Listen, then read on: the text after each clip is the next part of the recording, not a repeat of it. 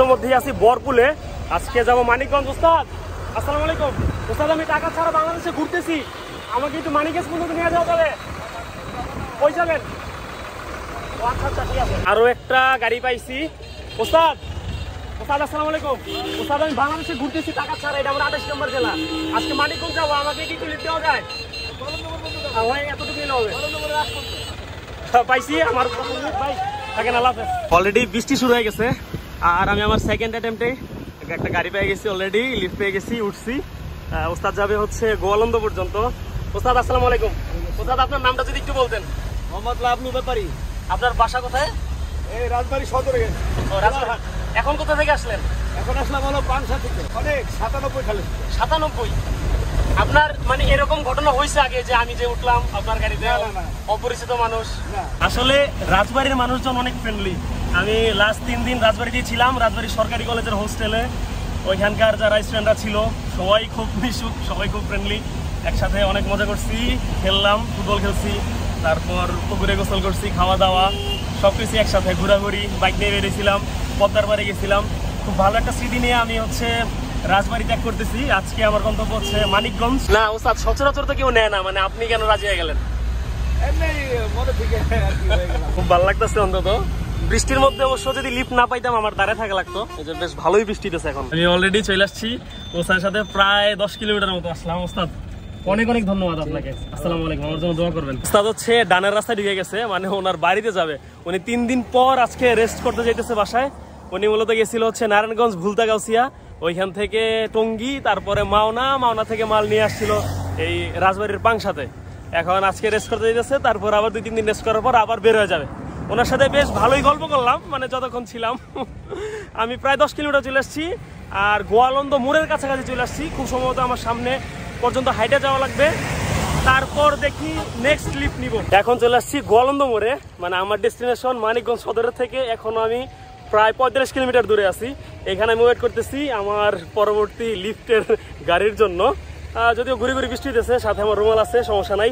আর আজকে ফোনটা ভিজাবো না, কারণ গতকালকে আমি ফুটবল খেলার সময় আমার ফোনটা ভিজানোর কারণে আমার ফোনটা একটু ডিস্টার্ব করতেছে। আমি খুব টেনশনে আছি যে আমার ফোনটা যদি নষ্ট হয়ে যায় তাহলে হয়তো আমি এই ট্যুরটা কেমনে কন্টিনিউ করবো আমি জানি না। একটা ট্রাক আসছে, আমি জানি না নিতে পারবো কিনা ওস্তাদ। আমি আসলে বৃষ্টির মধ্যে গাড়ির জন্য ওয়েট করতেছি, কারণ প্রায় 2টা বাজে। আমি যদি বেশি লেট করি তাহলে আমার মানিকগঞ্জ পৌঁছাইতে হচ্ছে, খুব বেশি দেরি হয়ে যাবে, হয়তো মানিকগঞ্জও ঘুরতে পারবো না। তাই এই যে এখন পর্যন্ত গোয়ালন্দ মোড়ে আমি স্টিল ওয়েট করতেছি কোনো একটা লিফটের জন্য। স্থানীয় একটা বাসে লিফট নিয়েছিলাম, লিফট নিয়ে আমি চলে আসছি দৌলদিয়া লঞ্চ ঘাটের কাছাকাছি। এখন দেখি লঞ্চে লিফট নেওয়া যায় কিনা। পিছনে যে রিক্সাটা মাত্রই গেল, এই রিক্সাটা আমাকে হেল্প করতে চাইছিল, আমি জানি না কি হেল্প, বলতেছে বেড়াটারে যান। আমি তো ভাই অলরেডি রাজবাড়িতে বেড়াইলাম, আর কত বেড়াবো। এখন তো লঞ্চে করে যাওয়ার পালা হচ্ছে মানিকগঞ্জ। অলরেডি লঞ্চ ঘাটে চলে আসছি, এই লঞ্চ দিয়ে হচ্ছে পদ্মা পাড়ি দিব, মানে ওই পারে যাব। লাস্ট মোমেন্টে লঞ্চে উঠে গেছি। এইটা হচ্ছে মানে পদ্মা নদী পার হওয়ার লঞ্চ। আমি উঠছি, লঞ্চও ছেড়ে দিছে। এই যে ঘাট থেকে অলরেডি আমাদের লঞ্চ ছেড়ে দিচ্ছে। এটা হচ্ছে আমাদের লঞ্চ, ছোটখাটো একটা লঞ্চ। যদি লঞ্চের ভিতরে দেখাই, মানে খুব বেশি মানুষ বসার জায়গা নাই। আর এটা হচ্ছে লঞ্চের পিছনের সাইড, আমি পিছনের সাইডে যাই। এই যে এটা হচ্ছে লঞ্চের পিছনের সাইড, অনেকে উপরে বসছে। এখন বাজে 2:50, মানে 2:50-এ এই পার থেকে, মানে দৌলদিয়ার সাইড থেকে আমাদের লঞ্চ ছাড়লো। আমরা যাইতেছি হচ্ছে মানিকগঞ্জের সাইডে, দেখি কতক্ষণ সময় লাগে। ওই যে দূরে যেটা দেখা যাইতেছে ওইটাই হচ্ছে মানিকগঞ্জ। যদি আমি জুম করি, ওই যে জুম করলে অলরেডি বোঝা যাইতেছে ওই পাশ হচ্ছে মানিকগঞ্জের পাটুরিয়া ফেরিঘাট। আসলে আমার মতে হচ্ছে লঞ্চে আসাটাই ভালো। আমরা 2:50-এ রওনা দিয়েছিলাম, মানে ওই পার থেকে। এখন বাজে 3:06, মানে 16 মিনিটের মতো টাইম লাগলো। মাত্রই লঞ্চ ঘাট থেকে বেরোইলাম, আর দেখেন সবাই হচ্ছে গাড়ির জন্য ডাকতেছে। কিভাবে ডাকতেছে দেখেন। চলে আসছি মানিকগঞ্জ, ওই পিছনের গাড়ি দিয়ে আসছি সেলফিতে। ওস্তাদকে অনেক ধন্যবাদ। মূলত উনি ভিডিওতে আসবে না, আর আসতে চাইছিলাম হচ্ছে ট্রাকে, কিন্তু আমি হচ্ছে বাসের একটা হেল্প চাইছি, বাসেই রাজি হয়ে গেছে। যদিও রেকর্ড করছিলাম, পরে হচ্ছে ওস্তাদ মানে চাইতেছিল না, যেহেতু ওনার মালিক দেখলে মানে ওনাকে ই করতে পারে, এই জন্য হচ্ছে।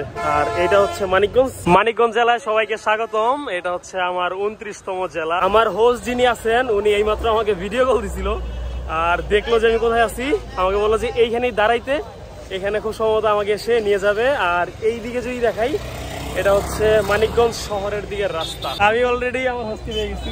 আসসালামু আলাইকুম। আপনার পরিচয় দেন। মনোরুল ইসলাম, আমি মানিকগঞ্জ থেকে। ভাই আসলে 64 জেলা ঘুরতেছে, তো আমি বাইক ইনভাইটেশন দিয়েছিলাম যে ভাই মানিকগঞ্জে আসেন। ভাই আমার অতিথিয়তা গ্রহণ করছে, এটার জন্য আমি খুবই খুশি। আসার পর সামনের এই দোকানে চা খাইলাম, যদিও আমি রেকর্ড করি নাই। আর এই পাশে হচ্ছে ভাই বাইকের কিছু কাজ করাইলো। এখন আমরা হচ্ছে মনোর ভাইয়ের বাসার দিকে যাইতেছি। আমরা এখন আছি মানিকগঞ্জ বাস স্ট্যান্ডে, আর ইতোমধ্যেই হচ্ছে মানিকগঞ্জ শহরের রাস্তায় ঢুকছি। ভাই আপনার বাসা এখান থেকে কত দূর? 2 মিনিট। 2 মিনিট? তার মানে 1 কিলোমিটারও না? 1 কিলোমিটার হবে, 1 কিলোমিটার হবে। অলরেডি আমি মনোর ভাইয়ের বাসায়। এই যে হচ্ছে ভাইয়ের সাথে পরিচয় করাই দিই। ভাই আমাকে ইনভাইট করো কলেজ বলেন। ভাই আসলে আপনি ট্যুরে বের হয়েছেন, এটা আসলে আমার একটা সময় স্বপ্ন ছিল যে আসলে 64 জেলা এইভাবে ঘোরা। আচ্ছা। ঘুরতে পারে মানে কি অনেকভাবে ঘুরতে পারে আসলে, কিন্তু এইভাবে ঘোরাটা একটা ড্রিম ছিল। যাই হোক ভাই আমার হয়ে জিনিসটা কমপ্লিট করতে, আমি নিজের এটা ফিল করতেছি যে ঠিক আছে ভাই হয়তো আমার মতোই একটা থিঙ্কিং রাখে। থ্যাংক ইউ ভাই, ইনভাইট করার জন্য থ্যাংক ইউ। আর আমি হচ্ছে এই মাত্রই খাওয়া দাওয়া করলাম, অলরেডি হচ্ছে মানে শার্ট চেঞ্জ করে টি শার্ট পরছি। আমরা বাসা থেকে বের হয়ে দাঁড়াইছি হচ্ছে মা ও শিশু হাসপাতালের সামনে। ভাই আমরা এখন কই যাবো বলেন? আমরা এখন গিওর টেরাসে যাবো মিষ্টি খেতে। মিষ্টি কেন? আপনার চেহারা মিষ্টির মতো, এই জন্য আপনার মিষ্টি খাওয়াবো। আমরা অলরেডি চলে আসছি তেরোশ্রীতে, আর তেরোশ্রীর সেই বিখ্যাত জায়গায় আসছি। এটা আসলে খুবই ফেমাস, মানে আমি মানে যে কেউ হচ্ছে মানিকগঞ্জের নাম শুনলেই নিজামের কথা বলবে, খুব স্বাভাবিক। ভাই আপনাদের দোকানটা কত বছরের পুরনো? 85 বছর। ওকে, আমরা অলরেডি পিছনে চলে আসছি, এখানে কাজ হইতেছে। এখানে কি বানাইতেছে এখন? কি মিষ্টি এটা? রসগোল্লা। রসগোল্লা? এই যে রসগোল্লা বানানো চলতেছে অলরেডি। আমার সামনে হচ্ছে 2, 4, 6, 7জন ভাই হচ্ছে অলরেডি বানাইতেছে। এটা কি থেকে বানান? ছানা। ছানা না? দুধ থেকে তৈরি হয়। দুধ থেকে ছানা, তারপর ছানা থেকে এখন করতেছেন। এইখান থেকে সবাই হচ্ছে গোল গোল করে বানায়, বানানোর পর এরকম একটা ট্রেতে রাখে। ট্রেতে রাখার পরে যে এরকম হয়ে যায়, এই যে আমি আশা করছি। পরে এটা যায় হচ্ছে এইখানে। এটা কি চিনির শিরা না? চিনির শিরাতে ডুবানোর পর কি করেন? কতক্ষণ থাকে আনুমানিক? 20 মিনিট। তারপর উঠানোর পর কি এরকম হয়? এই যে তারপরে উঠাইলে এটা হয়। একটু পর আমরা ট্রাই করব। কাকা আপনি কত বছর আছেন এই দোকানে? মোটামুটি 9 বছর। দেখেন এইখানে কি পরিমাণ মানে মিষ্টি একসাথে করা হইতেছে। এখানে টোটাল চুলা আছে 6টা। যদি দেখাই যে 2, 4, 6, আর ওই পাশে আরো একটা চুলা। টোটাল 7টা চুলায় হচ্ছে একই সাথে মিষ্টি বানানো হইতেছে। কি পরিমাণ চিনি! এই যে চিনির বস্তা রাখা আছে এই পাশে। এই চিনিগুলা আমার মনে হয় না 2-3 দিন টিকবে, সব শেষ হয়ে যাবে। আমরা এখন মিষ্টি খাইতে যাব।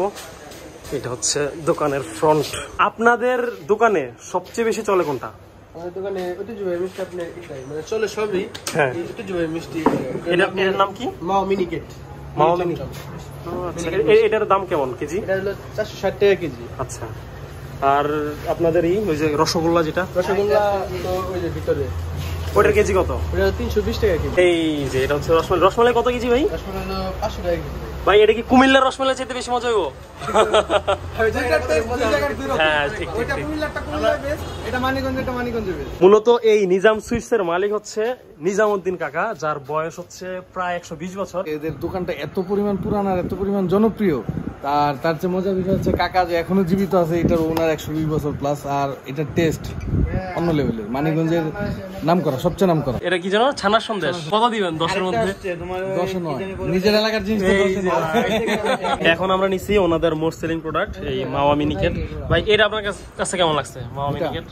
এটা একটু মিষ্টি বেশি, আমি যেহেতু একটু মিষ্টি কম পছন্দ করি, কিন্তু ভালো টেস্ট, অন্যরকম। মানে এই টাইপের মিষ্টি আসলে অন্য অন্য এলাকায় পাওয়া টাফ। এক একটা জিনিসের তো এক এক রকম বৈশিষ্ট্য, এইটার বৈশিষ্ট্য এটার কাছে না, আমার কাছে এটা বেশি ভালো লাগছে। আপনার রিভিউ বুঝছেন, মানে চলবো না চলবো হচ্ছে যে আমাদের যে গেস্ট আছে। ভাই আপনার কাছে কেমন লাগছে? আসলেই ভালো লাগছে, অনেক ভালো লাগছে। আপনার কাছে দুইটার মধ্যে কোনটা বেশি ভালো লাগছে? প্রথম যেটা খাইছেন নাকি? প্রথমটাই ভালো লাগছে আমার কাছে বেশি। ওটা মিষ্টি একটু কম, টেস্ট ভালো। 10-এ কত দিবেন? 10-এ 10 ওটা। দারুন দারুন। আসলে আমাদের মিষ্টি খাওয়া এখনো চলতেছে। এখন নিচে হচ্ছে রসমালাই। ভাই রসমালাই কেমন লাগছে আপনার কাছে? রসমালাই অনেক মিষ্টি, মানে আসলে অন্যরকম টেস্ট। আপনার সব জায়গায় যেরকম দেখা যায় গ্রেভি যেটা বলে আর কি, ওটা কিন্তু অনেক মানে পাতলা থাকে, আর এটার ঘনত্বটা অন্যরকম, অনেকটা দইয়ের মতো টেস্ট পাবেন। সব জায়গার মিষ্টি আমি ট্রাই করি, তো মনে করেন যে অন্য জায়গায় যেরকম মিষ্টি পাওয়া যায়, কোনোভাবে আপনি এইটার টেস্ট মিলাইতে পারবেন না। ওগুলার দেখা যায় 10টা দোকানের টেস্ট একরকম, আর এইটা মনে করেন যে 100টার মধ্যে একটা। এত বছর টিকে আছে, আর ওদের স্বাদ সবসময় একরকম, মানে সেম থাকবে, চেঞ্জ হয় না কখন। এই তিনটার মধ্যে আপনার মাও মিনিকেটটা আমি বেশি পছন্দ করি, কারণ এইটা আমি বাসার জন্য সবসময় এখান থেকে। আর সব থেকে পছন্দ এখানে হলো আপনার মালাই চপ, ওইটা আজকে আনফরচুনেট আমরা পাই নাই, মানে আজকে শেষ হয়ে গেছে। আবার চলে আসছি পাটুরিয়া ঘাট, যদিও আমি তখন যখন নামছিলাম লঞ্চ ঘাট দিয়ে গেছিলাম আমি মানিকগঞ্জ যাওয়ার সময়। এখন আমরা আবার ঘুরতে ঘুরতে চলে আসছি পাটুরিয়া ঘাটে, এইখানে আসছি হাওয়া খাইতে ভাই ব্রাদাররা মিলা। এই যে সামনে রনি ভাই, আমরা এই যে বাইক নিয়ে আসছি। আর এই জায়গায় ভাই ইলিশ মাছ নামাদামি করতেছে, ছোট ছোট না ভাই, পদ্মার ইলিশ। গাড়ি সব সিরিয়ালে ফেরিতে উঠতেছে, আর আমরা এই পাশে পিকনিক করতেছি সবাই। দুই আসলেই ভাই আমরা পাটুরিয়া ঘাটে এখন মানে রসে টইটুম্বুর একবার মুখে দিতেছে আর করে দিতেছে না, আসলে শ্বশুরবাড়ির রসমালাই নাকি? একদম আমরা মোটামুটি 2টা আনারস নিছি, অনেকগুলা টুকরো হয়েছে। আমরা পাটুরিয়া ঘাট থেকে আবার চলে আসছি মানিকগঞ্জ শহরে, এটা বাজার ব্রিজ। এখানে ভাই খাওয়াইতেছে কি নাম ভাই? পিঙ্কি কেন? এটা সম্ভবত ওনার কোনো মেয়েটের নাম হবে বা বাচ্চার নাম হবে পিঙ্কি আইসক্রিম। হারিয়ে যাওয়া ভালোবাসার নাম ভাই পিঙ্কি আইসক্রিম, বুঝছেন? না ভাই আসলেই হ্যাঁ ভাই, পিঙ্কি আইসক্রিম খাবেন আর মনে করেন হারিয়ে যাওয়া ভালোবাসার কথা চিন্তা করবেন।